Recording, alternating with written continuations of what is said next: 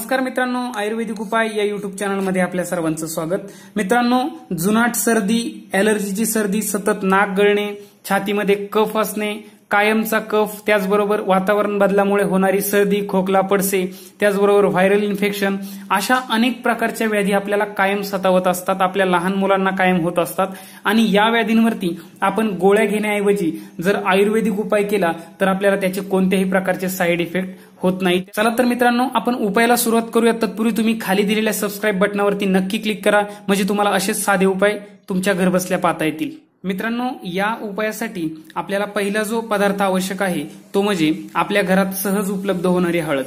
मित्रांनो, हळद ही anti fungal असते, त्याचबरोबर अँटीबॅक्टेरियल असते। एक वेळ वापरण्या इतकंच मिश्रण आपल्याला तयार करायचं आहे। 1 चमचाभर हळद आपण यामध्ये घेणार आहोत। हळदीमध्ये अनेक प्रकारचे गुणधर्म असतात जे की आपल्या शरीरातील कफ बाहेर निघून जाण्यासाठी, त्याचबरोबर आपली जी जुनाट सर्दी आहे, ॲलर्जीची सर्दी आहे, तर ती कमी करण्यासाठी उपयोगी असतात।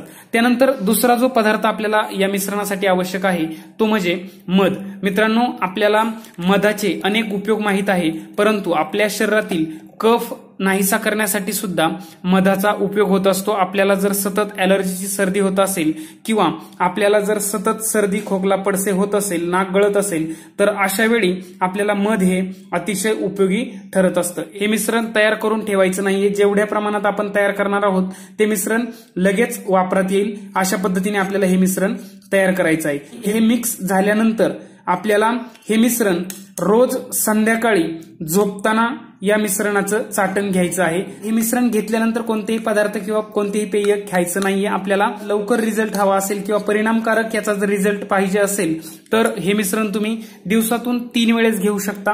मित्रांनो, याचा तुम्हाला लवकरात लवकर फायदा मिळालेला दिसून येईल। चला तर मग मित्रांनो, पुन्हा भेटूया एका साध्या घरगुती उपायासह। तोपर्यंत तुम्ही या उपायाला लाईक करा। धन्यवाद।